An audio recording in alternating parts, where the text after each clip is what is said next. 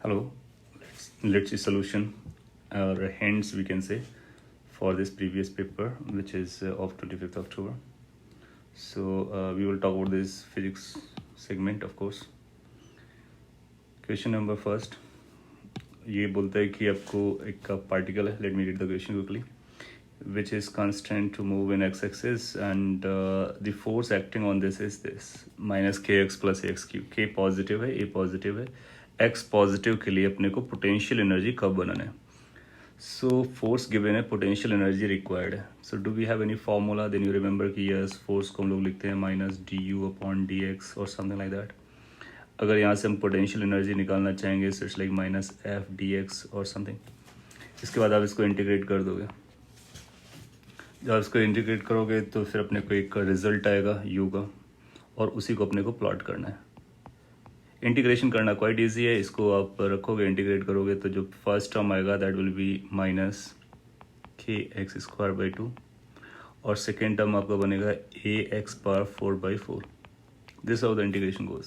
So potential energy is equal to this is like, इसको जो आप प्रॉपर लिखेंगे then you can write it like minus A by 4 X raise to power 4 plus k by 2 X square. So this is the expression जिसका हमको graph बनाना है ना. अपने को प्रॉपर बनाना नहीं है, रादर अपने को क्या करना है, 4 ऑप्शन में कैच करना है ना. कुछ ऑब्वियस चॉइसेस अपने को देखने होंगे और एलिमिनेशन मेथड को यूज़ करना होगा. अब देखोगे कि जब हम x को 0 रखते हैं तो u हमारे एक्सप्रेशन से कितना आएगा. सो u हमारे एक्सप्रेशन से 0 आएगा,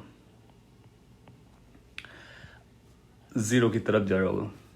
सो वो ऑप्शन जिसमें ये मैच नहीं करेगा उसको एलिमिनेट कर सकते हैं. सो ए ऑप्शन रिटेन रहेगा, बी ऑप्शन भी रिटेन रहेगा, सी ऑप्शन आपका चला जाएगा, डी ऑप्शन भी रिटेन रहेगा. इसके बाद क्या कर सकते हैं, अनदर चेक. लेट्स से कि एक्स की वैल्यू हम लोग बहुत ज़्यादा करते हैं, हमको केवल पॉजिटिव पे वर्क करना है. So let's say very large plus infinite कर देते हैं. जब एक्स की वैल्यू बहुत ज़्यादा हो जाएगी देन यूल फाइंड कि जो एक्स की हायर पावर है वो डोमिनेट करेगा. सो ये टर्म डोमिनेट करेगा और ये टर्म के आगे माइनस है, बाकी ये सब, ये ए पॉजिटिव है और ये भी पॉजिटिव आएगा. So this will be negative. इसका मतलब है जो पोटेंशियल एनर्जी होगा वो भी बहुत ज़्यादा हो जाएगा but it will be negative. So it will be tending towards minus infinity. So it should tend towards minus infinity जब एक्स बहुत ज़्यादा होगा. Now look at option A. ये कुछ ऐसा बना दिया गया है, इसका मतलब फ्यूचर में मे बी लाइक ऐसा जाने की कोशिश करेगा और जो भी है. सो इसका मतलब ये प्लस इन्फिनिटी को जाएगा या फिर 0 को जाएगा जो भी है, लेकिन हमारी माइनस इन्फिनिटी को टेंड नहीं कर रहा है, इसलिए इसको स्क्रैप कर देंगे. ऑप्शन बी चेक कीजिए. जब x बहुत ज़्यादा हो जा रहा है तो u की वैल्यू x को टच कर रही है, एक्स एक्सिस को, दैट मीन्स 0 की बात कर रहे हैं और अपने को माइनस इन्फिनिटी लगेगा. फिर आप देखो कि लास्ट ऑप्शन में है ना, ये कुछ ऐसा जा रहा होगा, तो जब x बहुत ज़्यादा हो जाएगा तो ये भी माइनस इन्फिनिटी को रीच करेगा. इसका मतलब इसको मार्क कर देंगे. So we take the elimination route और पहले तो एक्सप्रेशन बनाया, फिर उसके एक्सप्रेशन के बाद कुछ ऑब्वियस वैल्यूज़ को चूज़ किया.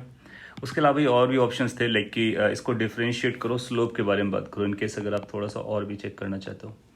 सो स्लोप क्या होगी, D U by D X, और D U by D X minus F होता है, वो तो आपको यहाँ से भी पता है.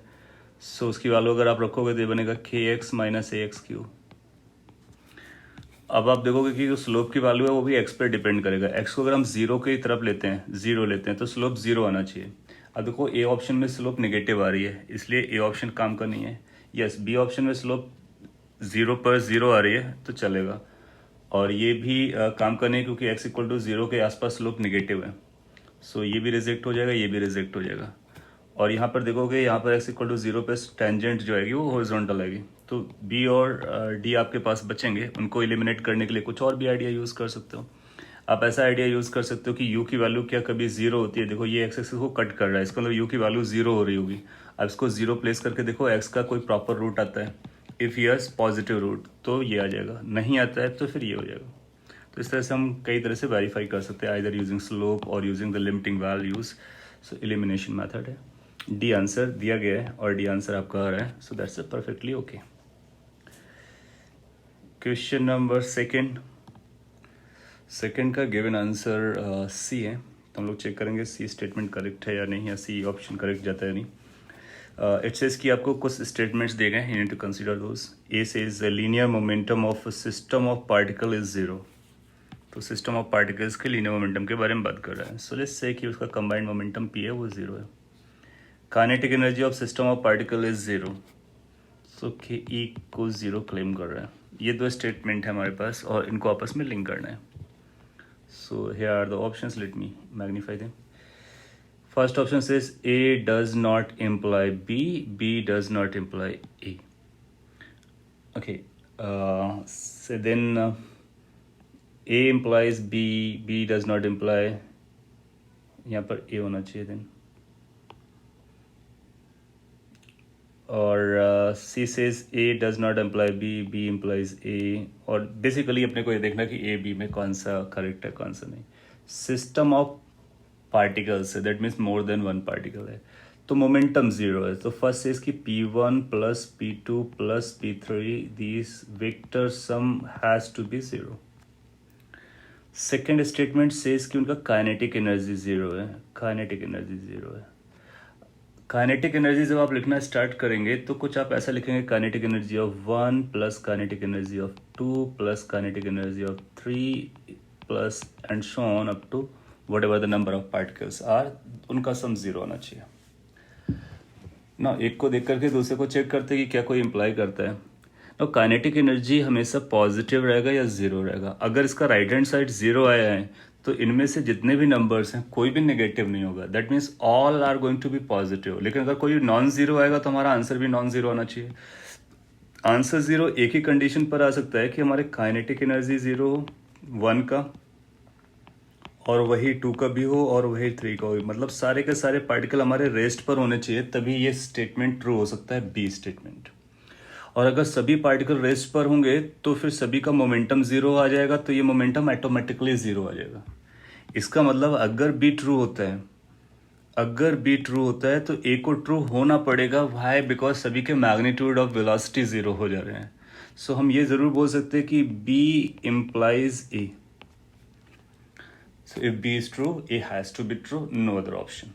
नाउ लेट्स चेक कि क्या अदरवाइज भी ये जस्टिफाइड है। अगर अपना ए ट्रू है तो ए ट्रू होने से हम ये नहीं कह सकते कि सभी की वेलोसिटी जीरो होनी चाहिए। ऐसा भी हो सकता है किसी की वेलोसिटी अपोजिट डायरेक्शन में हो। लेट से दो पार्टिकल हैं, एक इधर जा रहा है और एक इधर जा रहा है, ये भी एम मास का, ये भी एम मास का, ये भी वेलोसिटी से, ये भी वेलोसिटी से, तो इनका मोमेंटम जीरो आएगा। लेकिन इनकी काइनेटिक एनर्जी जीरो नहीं आएगी, क्योंकि इसकी काइनेटिक एनर्जी कुछ होगी, इसकी काइनेटिक कुछ एनर्जी कुछ होगी, दोनों का एडअप करके नॉन जीरो नंबर आएगा। मीनिंग कि अगर मोमेंटम जीरो है तो हम ये नहीं कह सकते कि सभी पार्टिकल रेस्ट पर हैं, और हम ये नहीं कह सकते काइनेटिक एनर्जी सिस्टम की जीरो है। सो इससे हम बी को इम्प्लाई नहीं कर सकते हैं, that's what we can claim. इसका मतलब हम ये जरूर कह सकते हैं कि A may not imply B.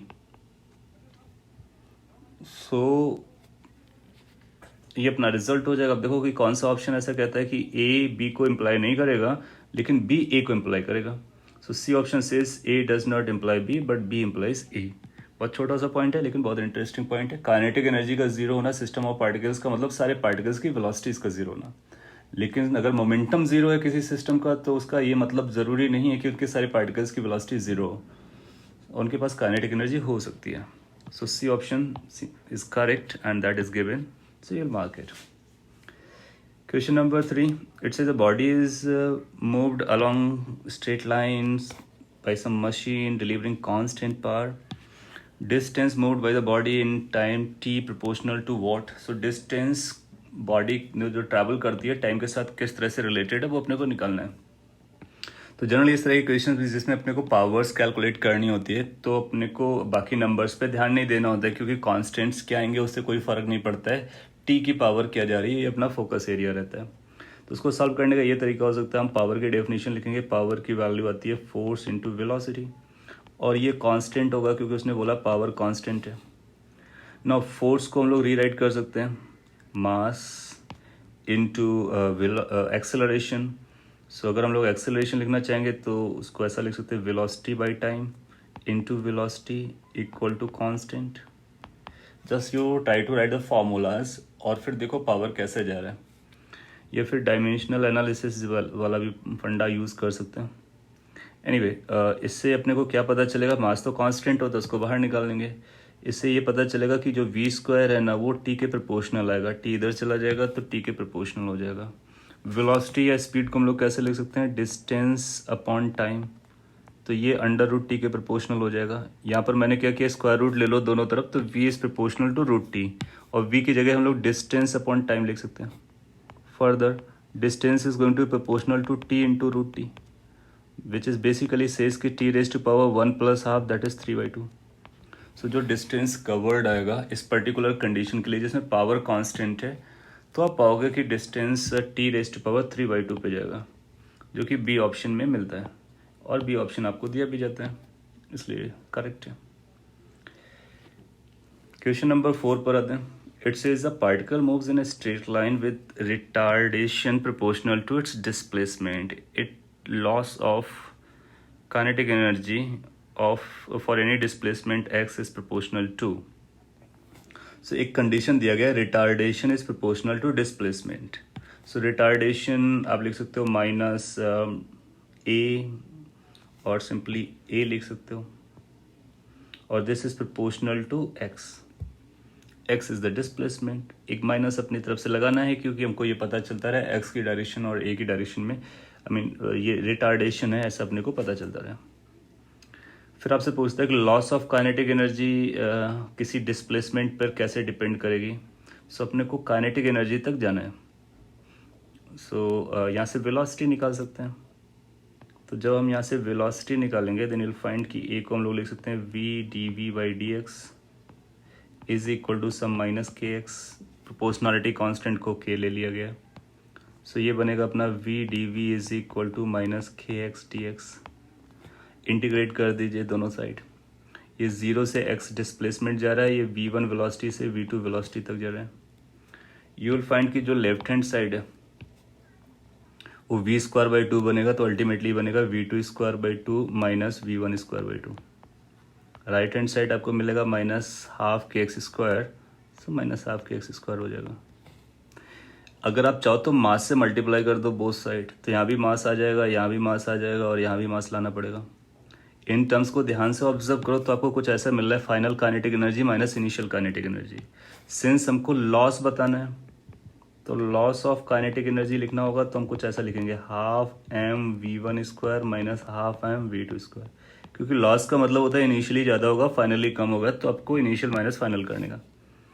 So basically वो ये माइनस साइन को कंज्यूम कर जाएगा, और अपने को कुछ ऐसा मिलेगा mk/2 जो कि कांस्टेंट है x⁻²। और आपसे पूछ रहा था loss of kinetic energy x की कौन सी पावर पर डिपेंड करेगा या एक्स पर कैसे डिपेंड करेगा, तो हम बोलेंगे x की पावर 2 पर डिपेंड करेगा, जो कि ए ऑप्शन में दिया गया है। ये सारे कांस्टेंट्स हैं, उससे कोई फर्क नहीं पड़ता है। Got it? So that's fourth question. Now let's move towards the fifth. It says a uniform chain of length twice meter is kept on a table such that the length is hangs freely from the edge of the table. The total mass of the chain is given. What is the work done in pulling the entire chain on the table itself? ये obvious question है जिसको हम लोगों ने class में भी किया हुआ था कि कुछ पोर्शन अगर हैंग कर रहा होता है और इसको अगर लिफ्ट करके आपको ऊपर रखना है, सो अपने लिए ये मास मैटर करेगा और ये हाइट मैटर करेगी। लेट्स से हाइट h है और मास m है, तो इसका सेंटर ऑफ मास यहाँ पे आप पकड़ोगे, ये डिस्टेंस हमारे काम की आएगी। Let's say total mass m था, टोटल लेंथ l है, तो टोटल मास भी आपको दे रहा है और टोटल लेंथ भी दे रखा है। कितना हैंग कर रहा था वो भी बताया, 60 सेंटीमीटर हैंग कर रहा था। सो यू विल फाइंड कि जो वर्क डन आएगा वो बेसिकली mgh/2 आ जाएगा। ये मैंने डायरेक्टली लिखा है, आप समझ सकते हो। m का मतलब होगा वो मास जो हैंग कर रहा था। सो अगर हम न्यूमेरिकली सॉल्व करना चाहें तो ऐसा सॉल्व करेंगे, स्मॉल m की जो वैल्यू आएगी capital M divided by capital L into the length which was hanging. So you can write it like 4 kg divided by total length which is 2 meter, hanging length is 0.6 meter. Once you simplify you will find it's going to be like 1.2 kg. तो आपको मास मिल गया जी, आपको पता है h कितना था 60, सो उसका half कर दोगे तो यहाँ से एक नंबर भी आएगा, हम लोग वेरीफाई भी कर सकते हैं।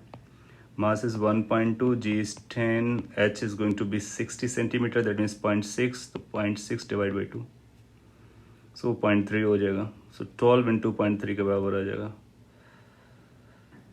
3.6 जूल के बराबर अपना आंसर आ जा रहा है। चेक करते कोई ऑप्शन दिया गया होगा। यस, बी ऑप्शन दिया गया है और बी अपना आंसर भी है, मैच कर जाएगा, परफेक्ट हो जाएगा। सो इसमें भी सेंटर ऑफ मास का यूजर है, you can check it. Question number 6, it says a ball of mass 20 kg is stationary at top of the hill of height this. It rolls down the smooth surface of the hill to the ground and then climbs up another hill of 30 meter and finally rolls down to a horizontal base at a height 20 meter above the ground. The velocity attained by the ball is. So कुछ ऐसा है कि एक peak से आता है, फिर इधर आता है, फिर एक दूसरा पीक से चल करके ऐसा आ जाता है, और पहले शायद वो ग्राउंड पर गया हुआ था। तो ठीक है, ये लेट से हमारा ग्राउंड है और ये जो फाइनल हाइट है that has been given as a 20 metre. ये जो पीक थी दैट वाज 30 मीटर और ये जो पीक था वो अपने को गिवन था 100 मीटर और समथिंग लाइक। यस, जब एक पार्टिकल आप यहाँ से रिलीज करोगे, स्मूथ केस है, तो फ्रिक्शन वर्क करेगा नहीं, ग्रेविटी का वर्क आएगा केवल, और दूसरा आएगा नॉर्मल रेशन का वर्क डन 0 हो जाएगा। तो यहाँ पे वेलोसिटी आ जाएगी, ये ऐसा ट्रैवल करते हुए ऊपर चल करके यहाँ से आ जाएगा। ये 30 मीटर है इसलिए इसको क्रॉस करके चला जाएगा। अगर ये 100 मीटर होता तो जस्ट यहीं तक आ पाता है, अगर ये 100 से ऊपर होता तो फिर किसी हाइट से वापस आ जाता। सो क्योंकि एनर्जी कंजर्वेशन रहता है, यू कैन चेक इट। हम लोग जानते हैं कि इनिशियल फाइनल पॉइंट मैटर करता है, बाकी कुछ मैटर नहीं करेगा क्योंकि कंजर्वेटिव फोर्सेस हैं। तो work done by gravity, work energy theorem is equal to final kinetic energy which is mv², initially was 0, that's all. और mgh में क्या लगाना है, दैट्स इंपॉर्टेंट। सो इसको लगेगा हाफ mv²। अब पॉइंट ये आएगा कि अपने को h क्या लेना है। सो h में ये 100 लेना है, 30 लेना है, 20 लेना है। सो उसके लिए अपने को आइडिया रहता है ना कि h is the basically difference in the height level from initial and final.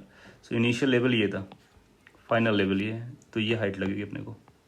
और ये ग्राउंड से आप देखोगे 100 माइनस 20 है। सो 100 माइनस 20 दैट इज़ 80 मीटर लगा देंगे। सो यहाँ से अपने को v का फॉर्मूला मिल गया √2gh। h की वैल्यू आप ये रखिए, नेक्स्ट लाइन आपको आंसर दे देगा।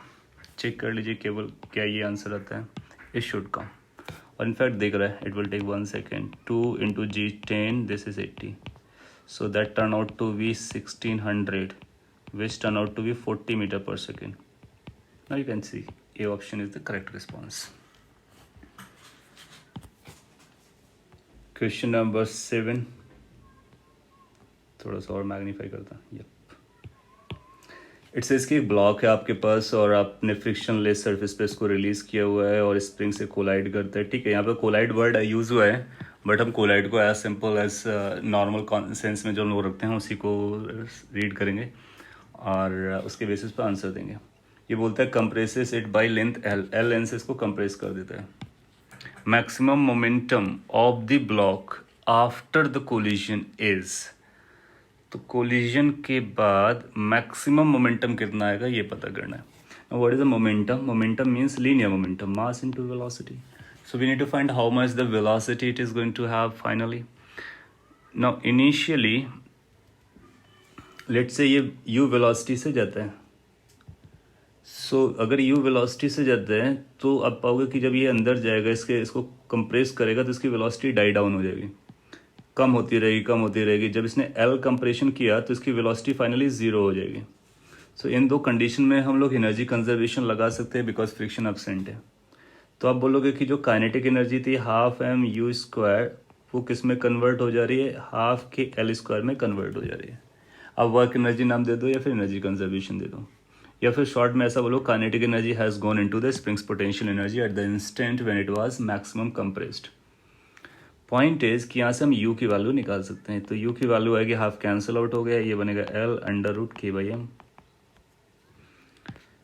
ओके, सो ये u निकला। अपने को तो कुछ ये पता करना था कि m/v, जहाँ पर v मैक्सिमम वेलोसिटी होनी चाहिए क्योंकि हमको मैक्सिमम मोमेंटम चाहिए, और वो भी after the collision, that means spring को कंप्रेस करने के बाद।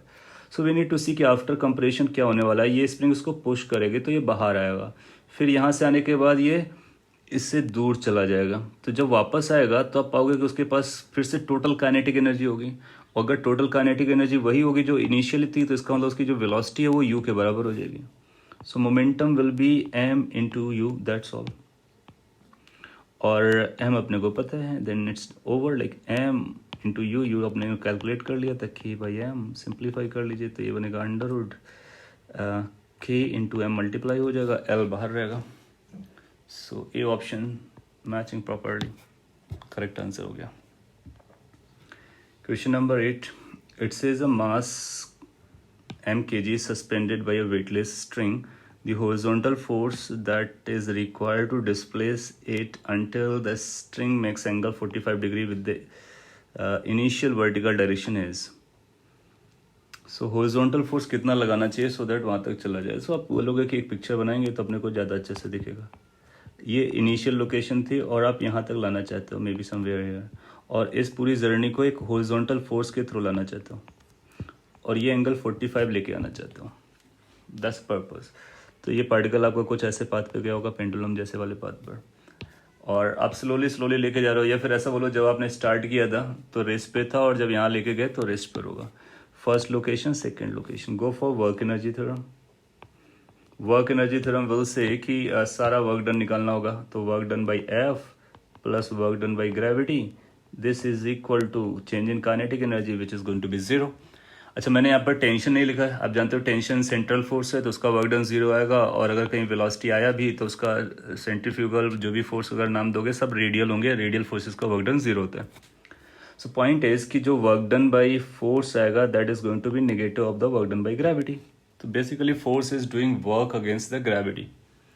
Now how much the work done by gravity is going to be like minus mgh, क्योंकि ऊपर जा रहा है, ये हाइट है. So it has gone up, so this is h for us. So work done by external agency is plus mgh. Now अपने को अब h पता करना पड़ेगा. ये एंगल थीटा अपने को दिया गया है और हम लोग जानते हैं h का एक फॉर्मूला भी होता है, टोटल रेट लेंथ. अगर उसको हम लोग l पकड़ते हैं, लेंथ अपने को देना, इसको लेंथ का इंफॉर्मेशन नहीं दिया जा रहा है ऐसा लग रहा है मेरे को, क्योंकि पूछा इसने क्या था, find the horizontal force. Okay, अपने को फोर्स पता करना है, तो माइट बी कि उसके कैंसिल आउट हो जाए. तो एल अभी अब पकड़ लेते कि लेट्स से उसका लेंथ एल था, तो एच की वैल्यू आएगी L 1 minus cos theta. Cos theta, theta is 45, मैं डायरेक्टली लिख दे रहा हूँ, तो ये बनेगा एल 1 माइनस 1/√2. अच्छा, वर्क डन बाई फोर्स अगर हम निकालें, सिंस ये कांस्टेंट फोर्स लगाया हम लोगों ने, तो हॉरिजॉन्टल डिस्प्लेसमेंट कितना हुआ है, तो ये बनेगा force into horizontal displacement, and that will B horizontal displacement. X की वैल्यू अगर आप कैलकुलेट करना चाहोगे, so that will be like L sine theta, L sine 45. सो जो एल साइन 45 करोगे तो L/√2 हो जाएगा, एल डिसअपियर हो जाएगा, तो ये बनेगा F into L/√2 is equal to mg/√2 √2 minus 1. इसको जब सिंप्लीफाई करोगे तो √2 माइनस 1/√2 लिखा जा सकता है. अब देखो L/√2 कैंसिल आउट हो गया. एफ की वैल्यू क्या आ रहा है, mg within the bracket √2 minus 1. Now we got 4 options, we can check. ये हो नहीं सकता है, √2 माइनस 1 यही सही लग रहा है अपने को, तो इसी को मार्क कर दोगे. सी में √2 + 1 टाइप का कुछ बोलना चाह रहा है. अच्छा, यहाँ पर थोड़ी सी मिसप्रिंटिंग है, वो आप समझ सकते हो कि ये √2 इतने लगना होगा, अदरवाइज तो ये 2 माइनस 1 है, उसको तो हम 1 बोलेंगे. सो मिस प्रिंटिंग या फिर जब उसको टाइप किया गया तो इशू बनाए, इतना पोर्शन नहीं होना चाहिए. So it should be like √2 minus 1. और एग्जाम में आप देख करके समझ गए होंगे, क्योंकि आप इसको मार्क नहीं करोगे, इसको मार्क नहीं करोगे, ये मार्क नहीं करना है, तो यही एक ऑप्शन बचता है जो कि मोस्ट लाइकली है, जिसको हम मार्क कर सकते हैं अगर आपका ये आंसर आता है तो. Question number 9. It says a particle of mass 100 gram is thrown vertically upwards with a speed 5 meter per second. The work done by the force of gravity during the time the particle goes up. So you know कि अगर हम किसी particle को ऊपर throw करते हैं, kinematics already हम लोग जानते हैं, तो जब तक ऊपर जाता है कितना टाइम लगता है वो हम बता सकते हैं. और इनफैक्ट हम ये भी बता सकते हैं कितने हाइट तक गया है. ये हाइट की वैल्यू u²/2g टाइप का कुछ एक फॉर्मूला होता है. सो इसको हम लोग फॉलो कर लेते हैं. इसके बाद work done by gravity, since is going up, so work done by gravity is going to be minus mgh. Now minus m is m, g is g, h is u²/2g, और you can simply से -12 mu². आप work energy theorem लगाते तो आपको एक line में ये मिल जाता है माइनस हाफ, क्योंकि फाइनल काइनेटिक एनर्जी जीरो था, इनिशियली काइनेटिक एनर्जी जो रहेगी वही आ जाएगा. Now you know mass, you know velocity, you can put, you can check the answer. This is 5, so 25/2 type का कुछ आना चाहिए. 25/2 का मतलब 1.25 नेगेटिव में डी जैसा लग रहा है. क्विक कैलकुलेशन से भी अपने को पता चल जाएगा.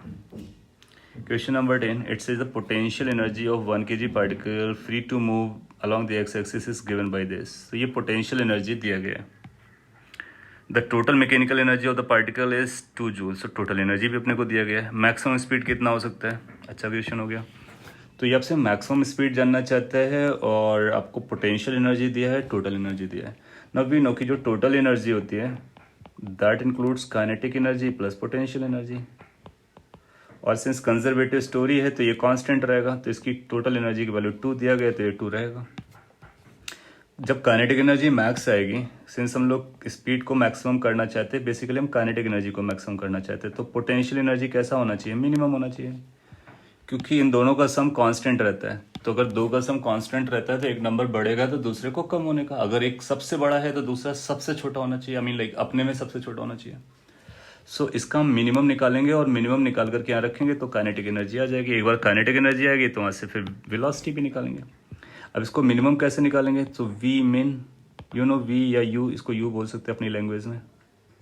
तो यू मिन निकालने के लिए हम लोग क्या करते हैं? D U upon D x निकालेंगे, उसको जीरो करेंगे. सो डिफ्रेंशिएट करोगे तो ये आएगा 4x³/4 minus 2x/2 must be equal to 0. So it's basically x² minus 1 equal to 0. x या तो हमारा x 0 हो या फिर x की वैल्यू प्लस माइनस 1 हो. इन नंबर्स पे अपने को कहीं ना कहीं मिलेगा. हम रख करके देख लेते हैं. अगर x को 0 रखेंगे तो ये 0 आंसर आएगा. x को +1 रखेंगे या फिर -1 रखोगे तो सेम ही आंसर आएगा. तो अब देखोगे u की वैल्यू +-1 पर क्या आ रही है? ये 1/4 माइनस 1/2 आ रहा है, तो -1/4 आ रहा है. सिंस ये -1/4 आ रहा है, ये निगेटिव आ रहा है और x इक्वल टू 0 पे 0 आ रहा है, तो कौन सबसे छोटा होगा? -1/4. तो अपने को -1/4 लेना है, तो हम इसको -1/4 ले लेंगे और ये 2 हो जाएगा. और अब अपने को काइनेटिक एनर्जी लगेगा. काइनेटिक एनर्जी आएगा 12mv². यहाँ से जो ये वेलोसिटी आ रहा है ये मैक्सिमम वेलोसिटी हो जाएगा, क्योंकि हमने मैक्सिमम काइनेटिक एनर्जी लिखा हुआ है. और या फिर आप चाहो तो स्टेप वाइज सॉल्व करना, तो इसको के मैक्स लिख दो, तो आपको यहाँ से काइनेटिक एनर्जी मैक्सिमम मिल जाएगा. That's coming as 2 + 1/4, basically 2.25. And then you say कि kinetic energy max is going to be half mass into V max का स्क्वायर वेलोसिटी का, और ये 2.25 हो गया. सो इसको और भी सिंप्लीफाई कर सकते हो. सो वी मैक्स अपने को मिल जा रहा है, इसे जब मल्टीप्लाई करोगे तो 5 आएगा. √5 जैसा कोई एक आंसर आ जाएगा. चेक करेंगे क्या √5 जैसा आंसर अपने को दिया गया है. इफ़ यस उसको मार्क करेंगे, अदरवाइज वी विल सी कि क्या करना है. अब इसमें √5 तो दिया ही नहीं है, चेक करना पड़ेगा एक बार फिर से. सिम्स लाइक कैलकुलेशन का कुछ एरर हो गया. सो ये बराबर हम लोगों ने निकाला है और यहाँ पर कैलकुलेशन थोड़ी सी जल्दी में गड़बड़ हो गई है. सो मैं यहाँ से रीटेक कर लेता, डेसिमल में ना लिख करके, क्योंकि हमने जब आप राइट हैंड साइड आपने देखा या फिर नेक्स्ट पेज पर, तो जो ऑप्शंस दिए गए ना वो फ्रैक्शन पर है, रूट पर है. सो डेसिमल में ना जा करके हम लोग फ्रैक्शन पे चलते हैं. तो इसको जब हम लोग सिंप्लीफाई करेंगे so it will be like 4 8 + 1 9/4. इसको हम लोग 9/4 बोल सकते हैं. और काइनेटिक एनर्जी मैक्स का फॉर्मूला आप लगा देंगे 12mv मैक्स, जो कि वेलोसिटी का है, स्क्वायर इज इक्वल टू 9/4 आ जा रहा है.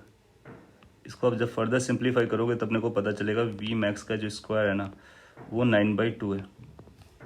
तो यहाँ से वी मैक्स हम लोग कैलकुलेट कर सकते हैं. इसकी वैल्यू स्क्वायर रूट लगाओगे तो ये 3/√2 बचेगा मीटर पर सेकेंड. सो अब हम डेसिमल में न जा करके इस पे इस तरह से कैलकुलेट कर सकते हैं. अब 3/√2 अपने को एक ऑप्शन दिखना चाहिए, 3/√2, और सी ऑप्शन मार्क भी दिया भी गया है, इसलिए वो करेक्ट हो जाएगा. सो आइडिया बहुत simple, like the potential energy आपको दिया गया है, टोटल एनर्जी दिया गया, काइनेटिक एनर्जी में मैक्सिमम वैल्यू निकालनी है, तो पोटेंशियल एनर्जी को मिनिमम यूज करना है. That's critical point. Next we can go for the question number 11. It says a 2 kg block slides on a horizontal floor with a speed of 4 meter per second. It strikes an uncompressed spring and compresses it metal block is motionless, the kinetic friction is known to us, and spring constant is again known to us. Spring compresses by what number, that we need to find. So एक picture बनाएंगे तो ज़्यादा अच्छा लगेगा कि let's say ये अपना base था और यहाँ पर स्प्रिंग लगा हुआ था, and there was a block which was moving maybe somewhere from here to slides on the floor with a speed this, it strikes an uncompressed spring and compresses it till block this. The kinetic friction force is known to us. Okay so यहाँ पर एक point है, इसने ये नहीं बोला कि कितना डिस्टेंस से चल करके आ रहा है, और फ्रिक्शन भी लगा हुआ है, तो ये आपके लिए एक थोड़ा सा सोचने वाला पॉइंट रहेगा. सो हम लोग, और पूछा क्या है, स्प्रिंग कितने से कंप्रेस हो जा रही है, तो इस वाले पॉइंट का कोई इन्फॉर्मेशन नहीं दिया गया है. सो इसका मीनिंग ये होगा कि ये जो ब्लॉक है यहाँ से स्टार्ट करता है, तब से अपने को काउंट करना है, और यहाँ तक इसको कंप्रेस कर देता है, तो ये जो डिस्टेंस एक्स है या एक्स है, इसको अपने को पता करना है. जब ब्लॉक 1 लोकेशन से 2 लोकेशन पे जाएगा तो इसकी स्पीड 0 हो गई होगी, 2 पर आने के बाद स्प्रिंग कंप्रेस हो गया होगा, फ्रिक्शन ने वर्क किया होगा.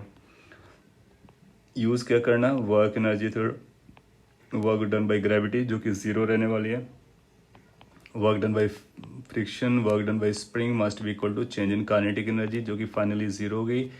इनिशियली हाफ mv0² हो सकता है. फ्रिक्शन कितना वर्क करेगा, minus frictional force into the displacement. Spring का वर्क डन कितना आएगा, अब आप रिलैक्स पोजीशन से अंदर जा रहे हो राइट, तो स्प्रिंग फोर्स आपका इधर लगा होगा, उसके अगेंस्ट जा रहे हो, तो friction work done by spring force is going to be negative minus half kx², and then this is going to be equal to minus half mv0². Minus will get cancelled out. Now you check carefully, force is given to us, mass velocity is given to us, so ये नंबर भी अपने को पता है, मास भी known है, इसका ये नंबर भी पता है, के भी नोन है, ये नंबर भी पता है, एक्स अननोन है. थोड़ा सा कैलकुलेटिव है, इस एक्स में क्वाड्रेटिक इक्वेशन है, तो इस क्वाड्रेटिक इक्वेशन को आप सॉल्व करोगे तो इसलिए kx² plus 2 times frictional force into X minus mv0² equal to 0. So what I did कि 2 से मल्टीप्लाई कर दिया और इस टर्म को इधर ले आया, माइनस से मल्टीप्लाई भी कर दिया. नाउ यू सी कि ये ax² plus bx plus C type का है, यहाँ से x निकालेंगे, फिर चेक करेंगे कौन सा आंसर आ रहा है. सिंस a गिवन है सो आपका आंसर a आना चाहिए. दूसरा तरीका क्या हो सकता है कि हम इनके वैल्यूज़ को रख करके चेक कर लेंगे कौन सा इस इक्वेशन को जस्टिफाई कर रहा है, तो उसको भी मार्क कर सकते हैं. तो इसका आंसर आपको चेक करना पड़ेगा after doing calculations. Question number 12. It says a bob of mass is suspended from here and L length of the string. Horizontal velocity at the position A is v. Just sufficient to make it reach to the point B. तो यहाँ से यहाँ तक पहुँचता है just उतना ही है. इसका मतलब यहाँ पर पार्टिकल आपका पहुँच जाता है. दैट मीन्स यहाँ पर टेंशन आपका 0 हो जाता है. दैट मीन्स यहाँ पर मिनिमम वेलोसिटी आती है. और हम जानते हैं कि ये जो वेलोसिटी जस्ट सफिशिएंट की आप बात कर रहे हो, तो उसकी वैल्यू या v की जो वैल्यू है दैट मस्ट बी √5gl, क्योंकि √5gl में जस्ट यहाँ पर पहुँचता है. सो अपने को डायरेक्टली पता है मासलेस स्ट्रिंग है, रॉड भी नहीं है, स्ट्रिंग है, इसलिए v की वैल्यू ये लिख सकते हैं. फिर बोलता है कि the angle theta eight which the speed of the Bob is half of the speed at a satisfies. तो a की वेलोसिटी आपको ये दे रहा है, और इस पॉइंट पर जो थीटा पॉइंट पर है यहाँ पर वेलोसिटी v/2 आना चाहिए, हाफ आना चाहिए. उसको लाने के लिए कौन सी कंडीशन आएगी, क्या थीटा आएगा, ये अपने को पता करना है. सो यू नो कि अगर ये यहाँ पर पहुँचता है तो इसकी स्पीड इतनी हो जाती है. So what we can do, we can choose this point and this point, let's call it as a C point और समथिंग. और ए और सी के बीच में हम लोग मैकेनिकल एनर्जी कंजर्वेशन या वर्क एनर्जी थ्योरम लगा सकते हैं. जब एनर्जी कंजर्वेशन करेंगे तो ए पॉइंट की काइनेटिक एनर्जी आएगी हाफ mv², बी पॉइंट की और पोटेंशियल एनर्जी ए पॉइंट का हम लोग 0 पिक कर सकते हैं. जब बी पॉइंट पर आएंगे तो हाफ mv/2 का स्क्वायर लगेगा काइनेटिक एनर्जी. पोटेंशियल एनर्जी बढ़ चुकी होगी h अमाउंट से, सो ये mgh हो जाएगा. और यहाँ से अपने को थीटा को चेक करना है कि थीटा की वैल्यू कितनी हो सकती है, किस रेंज में लाई करेगा, वो अपने को देखना है. सो अच्छा, कुछ कॉमन सेंस भी लगा सकते थे अपार्ट फ्रॉम कैलकुलेशन. मैं पूरी तरह से कैलकुलेशन कर रहा हूँ. अगर इस कैलकुलेशन को मैं कैरी करता तो आप देखोगे कि ये बनेगा, लेट से m से कैंसिल कर देते और 2 से मल्टीप्लाई कर देते तो ये बनेगा V square is equal to V square by 2, that means V square by 4, और यहाँ से आएगा अपने को 2gh। फर्दर सिंप्लीफिकेशन से अपने को ये पता चलेगा कि जो 2gh की वैल्यू है ना वो 3v स्क्वायर बाई 4 है। मतलब h की जो वैल्यू आने वाली है is going to be like 3v square divide by 8g, ऐसा कुछ आएगा। सो अभी तक हम लोगों ने वेलोसिटी और h में रिलेशन एक निकाल लिया है, अपने को थीटा के साथ रिलेट करने की ज़रूरत पड़ रही है। अच्छा, h की वैल्यू क्या होती है, हम लोग जानते हैं कि h की जो वैल्यू होती है वो l, यहाँ पर कैपिटल L यूज़ हुआ है, 1 माइनस कॉस थीटा जैसा लिख सकते हैं। अब उसको भी यहाँ पर रख देंगे, और v तो अपने को नोन है, तो वहाँ से अपने को एक और आइडिया बनेगा। So we will get like h, और यहाँ से कंपेयर करके हम लोग थीटा निकाल सकते हैं।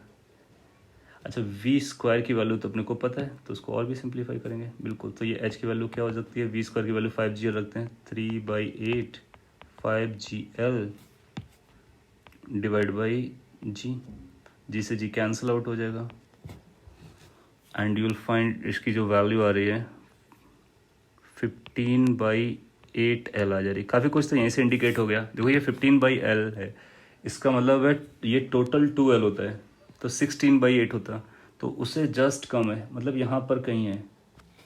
थीटा की वैल्यू बड़ी है, ये तो यहीं से अपने को पता चल गया, और थीटा की वैल्यू बड़ी है इसका मतलब है ये पाई के वेरी क्लोज जा रहा है।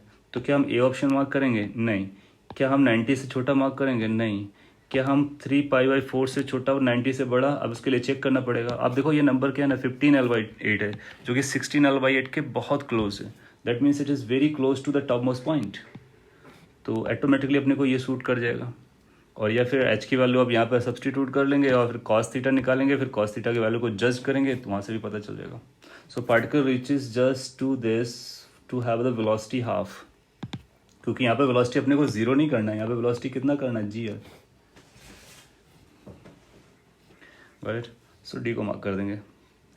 क्वेश्चन नंबर 13 पर आते हैं। It says potential energy function given है अपने को दो एटम्स के बीच में डायटोमिक मॉलिक्यूल में, और ए बी के बारे में बताया गया, ये कांस्टेंट है, और एक्स डिस्टेंस है दोनों के बीच में। Dissociation energy of the molecules, तो डिसोसिएशन एनर्जी अपने को बताना है क्या होता है डिसोसिएशन एनर्जी, उसने यहाँ पे लिख के बता दिया है। डी का मतलब हुआ डिसोसिएशन एनर्जी, और उसकी वैल्यू आती है potential energy at infinity minus potential energy at equilibrium. तो पोटेंशियल एनर्जी एट इन्फिनिटी कितना आएगा, x इक्वल टू इन्फिनिटी, तो आप बोलोगे x को इन्फिनिटी डाल दोगे तो जीरो आ जाएगा, ये भी जीरो, ये भी जीरो। अब इक्विलिब्रियम क्या आएगा, तो इक्विलिब्रियम निकालने के लिए पहले तो अपने को ये निकालना पड़ेगा कि इक्विलिब्रियम के लिए x कितना है, तो उसके लिए पहले फोर्स निकालना पड़ेगा। फोर्स की वैल्यू आती है -du/dx।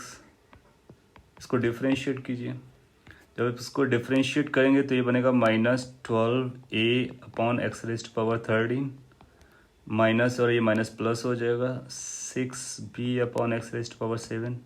मैंने डायरेक्टली लिखा कि आप समझ पाओगे। x जब ऊपर ले जाओगे x⁻12 होगा, सो फॉर्मूला में -12 बाहर आ जाएगा, और पावर -1 से बढ़ जाएगी या कम हो जाएगी, जो भी बोलो, तो -12 -1 -13 हो जाएगा, तो उसको फिर से नीचे ले आओगे तो +13 हो जाएगा।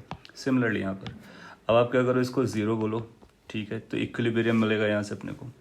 जब इसको हम लोग ज़ीरो बोल रहे होंगे तो अपने को कुछ ऐसा मिलेगा, 12a/x⁻13 must be equal to 6b/x⁻7। कुछ पावर्स को कैंसिल कर देते, इसको इधर ले आते हैं, तो x की जो पावर्स बचेंगी 13 माइनस 7, तो 6 बचेगा, और इसको जब डिवाइड करोगे तो ये 2a/b बचेगा। सो x⁻6 की जो वैल्यू है वो 2a/b आ जाना चाहिए। उस कंडीशन को हम लोग बोलेंगे इक्विलिब्रियम। तो अब अपने को निकालना होगा u एट इक्विलिब्रियम। तो जब आप u एट इक्विलिब्रियम निकालोगे, सो आपको कुछ ऐसा लिखना पड़ेगा a/x। x की पावर 6 अपने पास ट्वाइस a/b था, और उसका स्क्वायर कर दोगे तो x⁻6 का square is equal to x⁻12, isn't it?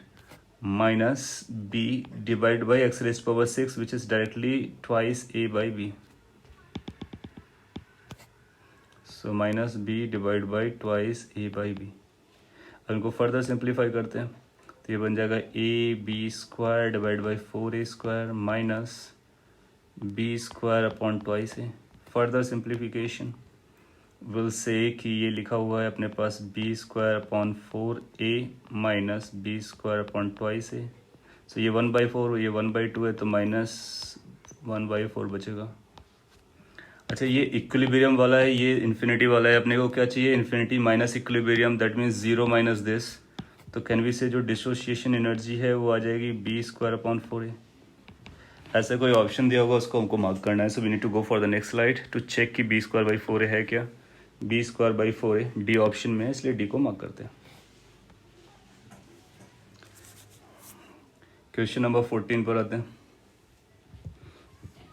It says a block of mass 2 kg is fired to move along the x-axis.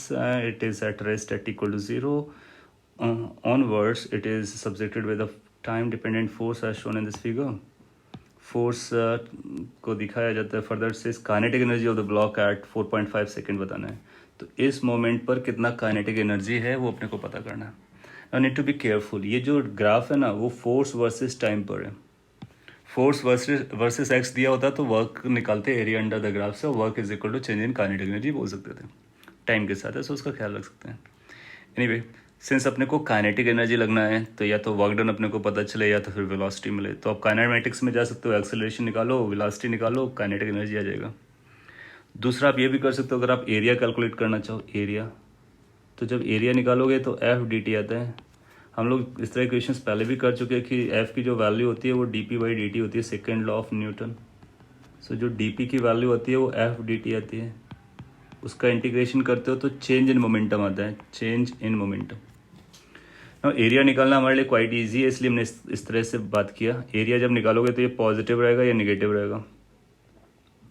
So first area अपने को मिलेगा half base into height minus second area मिलेगा half base, now base is this 1.5,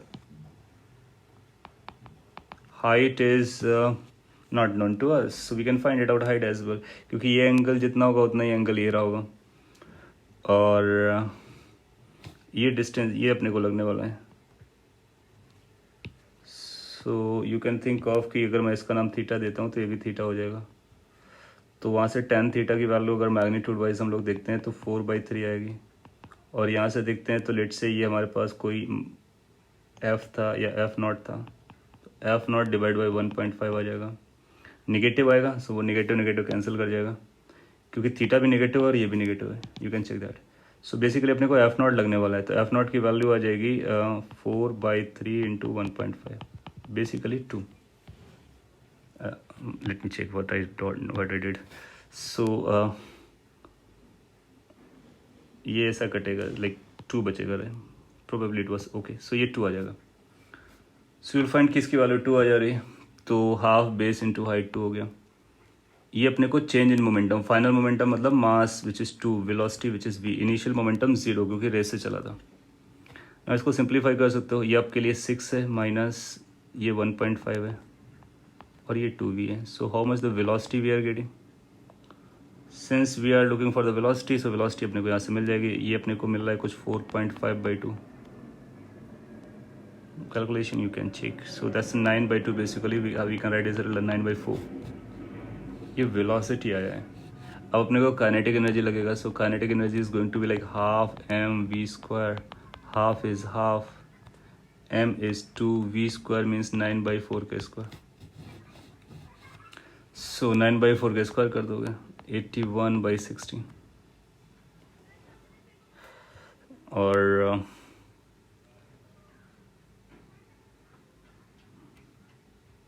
check कर सकते हैं। सो जब इसको आप डिवाइड करोगे तो ये 5.0 समथिंग आ जाएगा, 6 के आसपास आएगा। सी ऑप्शन आंसर आना चाहिए। तो 14 का आंसर सी होगा। हाँ वो सी दिया गया तो बाई मिस्टेक लिख गया होगा। सो 14 का आंसर सी है। सी के हिसाब से आपकी कॉपी चेक हुई होगी, you can check it. So 5.06 becomes your correct answer. Question number 15 पर आते हैं। It says a mass of 1 kg is dropped from a particular height on a horizontal platform fixed to one end of elastic spring as shown over here. और as a result of the spring compresses by 10 centimetre, what is the force constant of the spring. So आपको height पता है, यहाँ से इसको drop करते हो क्या होगा, ये इससे आके मीट करेगा। अभी के लिए हम लोग कोलिजन जैसा कुछ भूल जाते हैं। और इसके बाद ये इसको कंप्रेस करेगा, कंप्रेस करने के बाद यहाँ तक कंप्रेस कर लेता है। और ये डिस्टेंस अपने को दिया गया 10 सेंटीमीटर, और ये एच की वैल्यू 40 सेंटीमीटर दी। सो आप डायरेक्टली इस पॉइंट को पकड़ लो 1, इस पॉइंट को पकड़ लो 2, और एनर्जी कंजर्वेशन या वर्क एनर्जी थ्योरम जो भी आप चाहो तो उसको लगा सकते हो। लेट्स अगर हम वर्क एनर्जी थ्योरम अप्लाई करना चाहेंगे तो क्या इक्वेशन बनेगी, 1 से 2 जाना है। So work done by gravity involve होगा, work done by spring force involve होगा, that's all. This must be equal to change kinetic energy. Finally zero होगा, इनिशियली जीरो होगा। क्यों?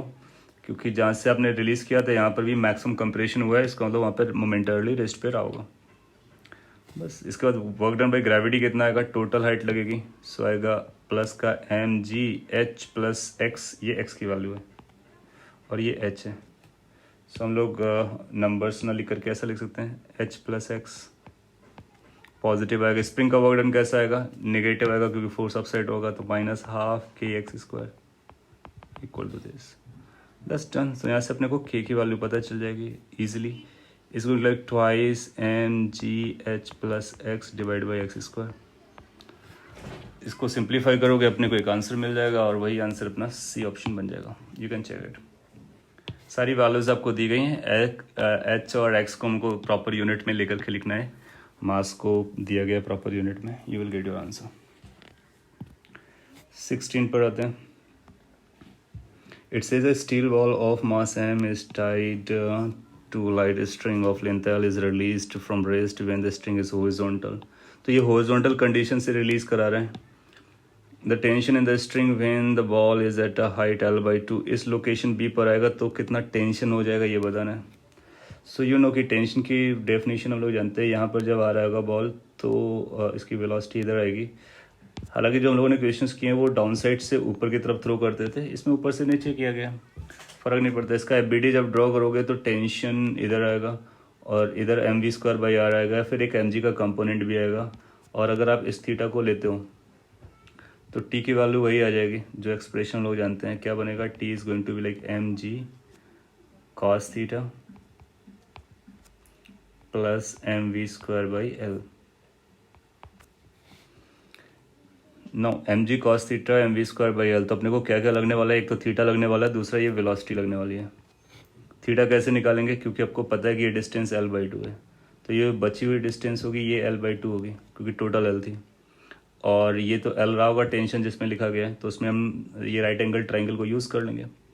जब राइट एंगल ट्राइंगल को आप यूज़ करोगे then you can apply like cos theta.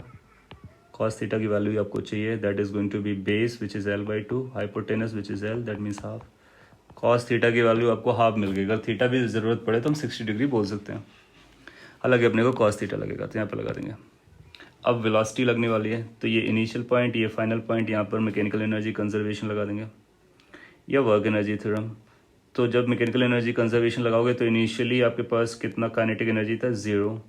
इसी reference से अगर आप मेज़र करोगे तो ऊपर था तो एम जी एल बाई 2 ऊपर था, ये पोटेंशियल एनर्जी हो जाएगी, is equal to kinetic energy half M V square हो गया, पोटेंशियल एनर्जी 0 हो गया क्योंकि यही रेफरेंस मैंने लिया। सो पॉइंट इज की जो V square M V square लगने वाला था, एम वी स्क्वायर की वैल्यू अपने को एम जी एल आ गया, और सब्सटीट्यूट कर दीजिए इस पर दोनों वैल्यू।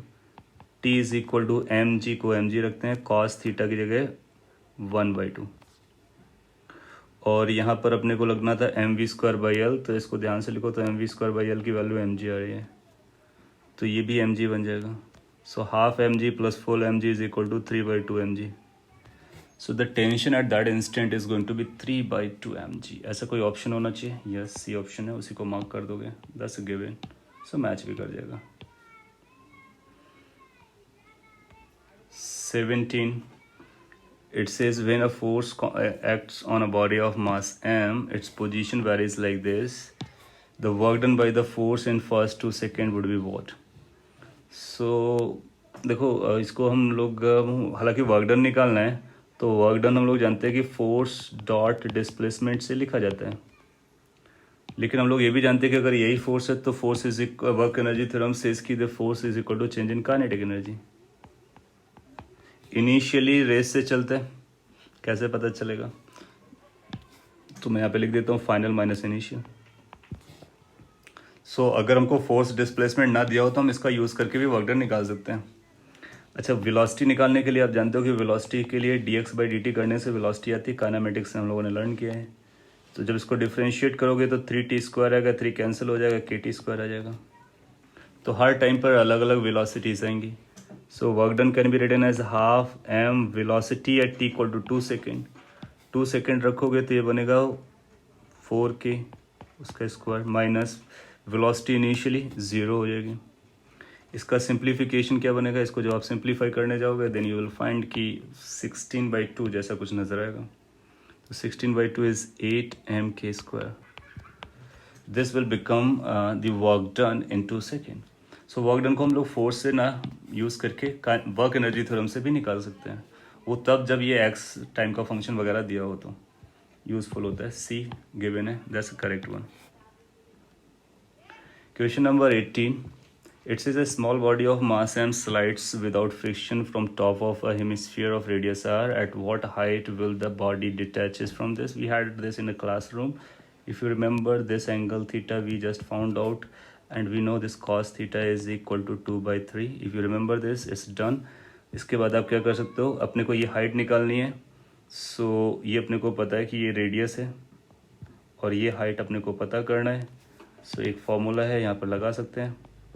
कौन सा फार्मूला, कॉस थीटा ट्राइंगल में कॉस थीटा आएगा बेस डिवाइड बाय हाइपोटेनस, दोनों को इक्वेट करा लो। So when you go for equating then you will find h/r is equal to 2/3, then h is equal to 2r/3। ऐसा एक option दिया होगा, उसको मार्क करना है, that becomes your answer. So this result becomes important. If this kind of question comes, we can relate and we can quickly answer it. Question number 19. A frictionless track ABCDE ends in a circular loop of radius r. In the further says a body slides down the track from point A, which is at a height 5 centimeter. Maximum value of r for a body to complete the loop successfully. तो अगर इसको successfully complete कराना चाहते हो तो इस B point पर कितना वेलोसिटी चाहिए अपने को। सो ये वेलोसिटी √5 आनी चाहिए कम से कम उस, और वेलोसिटी कम से कम होने का मतलब है वेलोसिटी के लिए रेडियस हमारी मैक्सिमम होनी चाहिए, ऐसा भी रिलेट कर पाएंगे हम लोग। एनीवे उससे ज़्यादा रेडियस होगा तो फिर ऊपर जा नहीं पाएगा। सो पॉइंट इसकी लिमिटिंग कंडीशन की वैल्यू अपने को लगने वाली है। अगर ये लिमिटिंग कंडीशन की वैल्यू है तो फिर बस आप ए और बी पॉइंट पकड़ लो, काम हो जाएगा। ए से बी तक जाने में कितना ग्रेविटेशनल पोटेंशियल एनर्जी लॉस हुआ होगा mgh का, वो किस में कन्वर्ट हो गया होगा, हाफ mv² में, क्योंकि फ्रिक्शन वगैरह है नहीं। बस हो गया। तो यहाँ से अपने को पता चला 2gh must be equal to m cancel हो गया, ये v² आ जाएगा, v² की जगह 5gr लिख सकते हैं। सो अपने को r की वैल्यू लगनी है, g से g कैंसिल आउट हो गया, इसको like twice h/5, twice h/5। h कितना दिया गया 5 सेंटीमीटर, तो 2/5 इंटू 5 सेंटीमीटर। सो अपना आंसर जो बचेगा वो 2 सेंटीमीटर हो जाएगा। सो वी कैन से कि आर की जो मैक्स वैल्यू है वो 2 सेंटीमीटर होनी चाहिए, उससे ज़्यादा हुई तो फिर इश्यूज आएंगे और वही अपना आंसर हो जाएगा। ना यू सी कि अगर अपने को ये रिजल्ट पता है कि सर्कुल वर्टिकल सर्किल के लिए क्या रिक्वायरमेंट है, so it's just like solving a simpler problem. This is the last question of multiple choice type. It says for a particle in a uniform circular motion, the acceleration at A at point P, which is r theta on a circle, is given by what this? Uniform circular motion है ना, तो A की जो value आती है वो AC जैसा आता है, क्योंकि 80 तो 0 है, और AC की वैल्यू हम लोग लिख चुके हैं। कैसा लिखा था, इफ़ यू रिमेंबर, इसकी वैल्यू आती है माइनस v²/r। आर कैप की डायरेक्शन के अपोजिट आती है तो माइनस लगता है। अच्छा, आर कैप का expression, if you remember, we know this R cap expression. R cap expression is written as cos θi plus sin θ ji.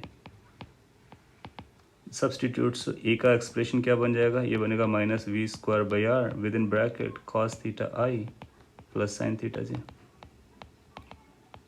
You can check, आप इसको अंदर ले जाओ तो आई को इसको अलग अलग दो टर्म में भी लिख सकते हो।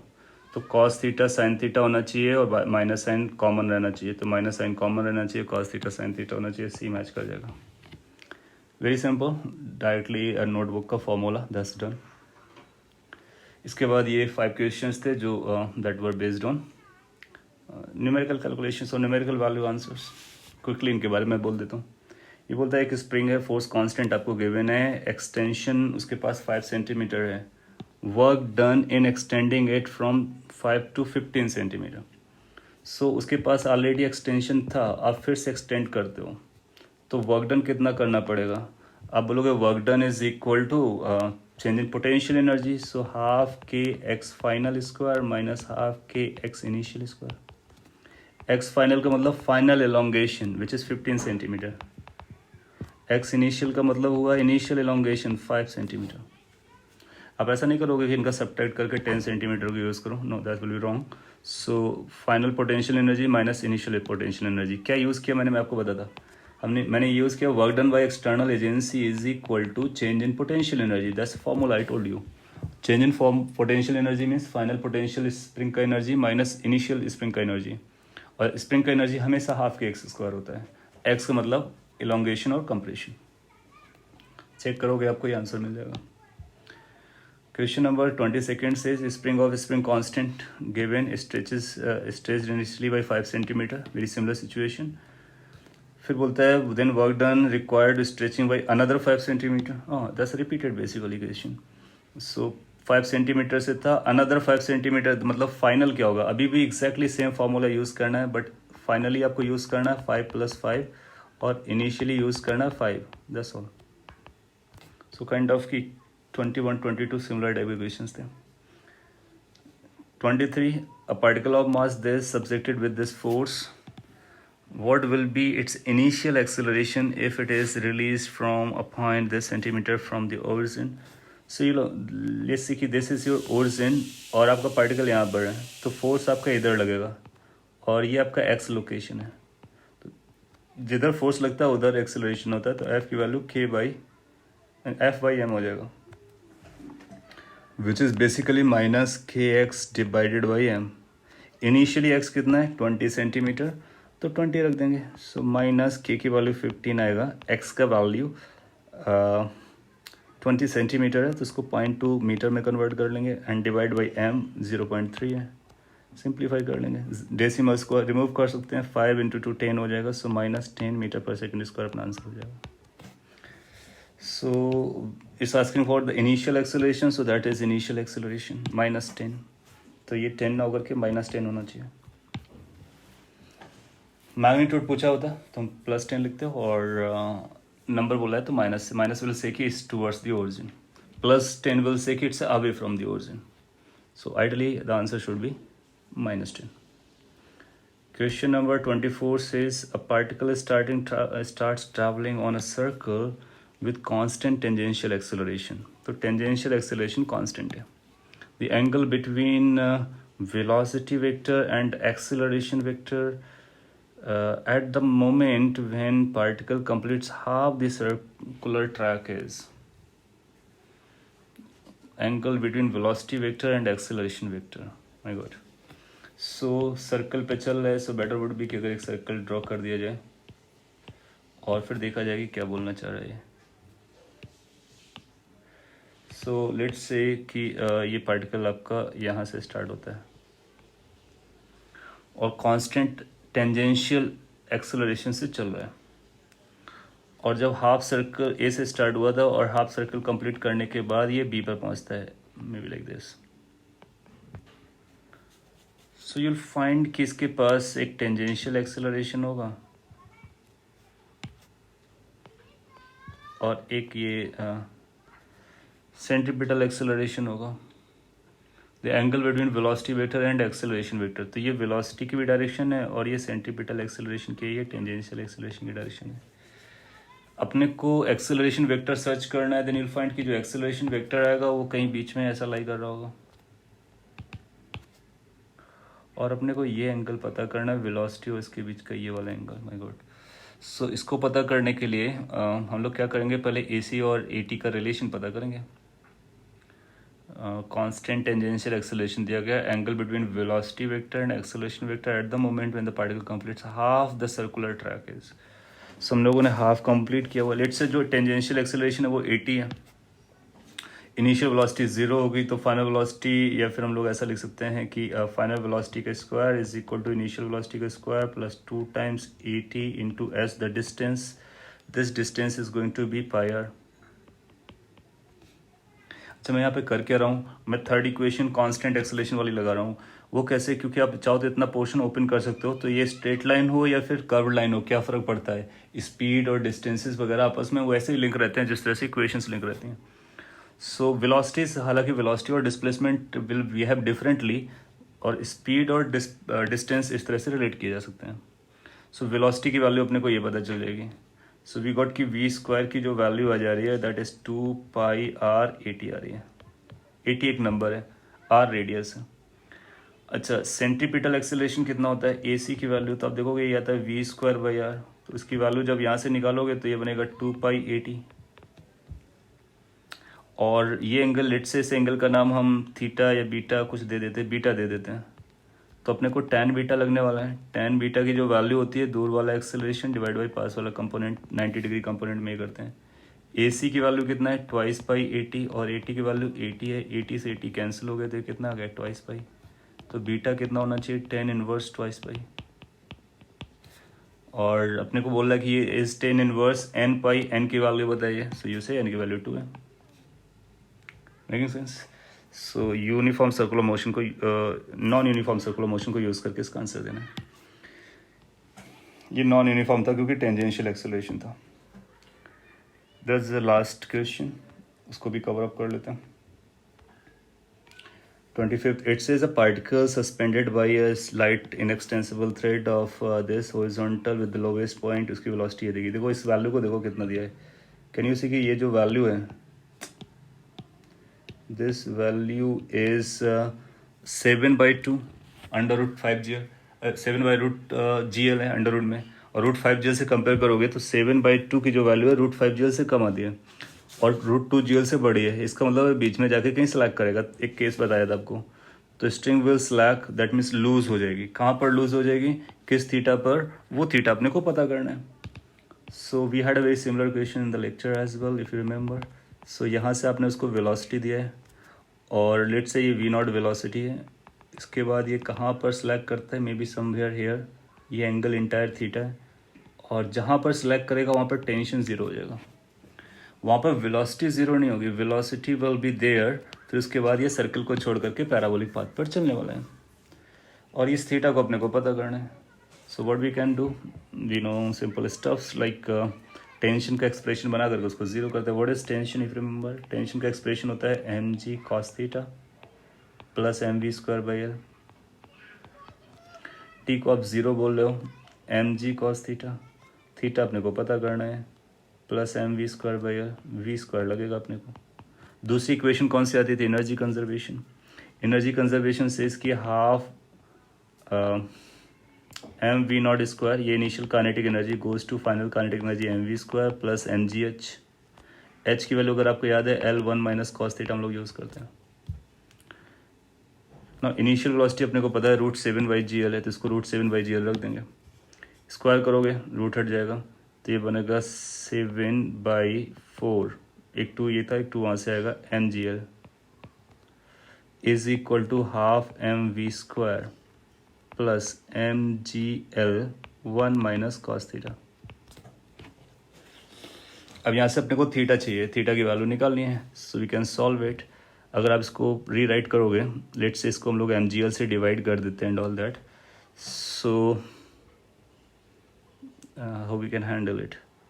यहाँ पर कॉस थीटा है, कॉस थीटा अपना यहाँ पर भी अपने को यहाँ से mv स्क्वायर की वैल्यू पकड़ लेनी चाहिए। तो इस इक्वेशन से mv स्क्वायर की वैल्यू आप देखोगे माइनस mgl कॉस थीटा आ जाएगी। अब सबको मिक्सअप कर दो, यूज़ कर लो इसको और इसको भी। सो मैं यहाँ पे लिखता हूँ, ये आएगा 7/4 mgl is equal to half mv² था इसलिए minus half mgl cos theta plus mgl 1 minus cos theta. अब देखोगे mgl कैंसिल आउट हो जाएगा, जिसकी यहाँ पे कोई ज़रूरत नहीं है, तो और भी छोटा सिंप्लीफाइड नंबर बनेगा and that will be like 7/4 is equal to minus half plus 1 minus cos theta. Further simplification will see, अच्छा एक और cos थीटा रहा होगा, माइनस हाफ cos थीटा था ये, प्लस 1 माइनस cos थीटा। सो ये 1 इस साइड लेकर के आओगे तो 7/4 माइनस 1 करोगे तो 3/4 बनेगा, और ये माइनस हाफ और minus 1 is minus 3/2 cos theta आ जाएगा। फर्दर सिंप्लीफाई करोगे तो cos थीटा की जो वैल्यू आएगी माइनस 1/2 बचेगी, और cos थीटा की वैल्यू माइनस 1/2 120 डिग्री पर आती है, इसलिए हम बोलेंगे 120 डिग्री हमारा आंसर हो जाएगा। Got it? So this is how this 25 questions have been completed and we found कि किसी भी क्वेश्चन में अपने को करेक्शन करने की कोई ज़रूरत नहीं पड़ रही है except on this 23 it should be -10 as the answer. और अभी आपका कॉपी 10+10 पे चेक हुआ होगा, तो मैं प्लस और माइनस थोड़ा सा लिबरल मार्किंग कर देता हूँ, प्लस और माइनस दोनों को करेक्ट कर देता हूँ। नेक्स्ट टाइम से आपको ख्याल रखना है कि मैग्नीट्यूड पूछा गया है या फिर टोटल पूछा गया है, and rest other questions are okay, they have correct answers. So that's all. Thank you.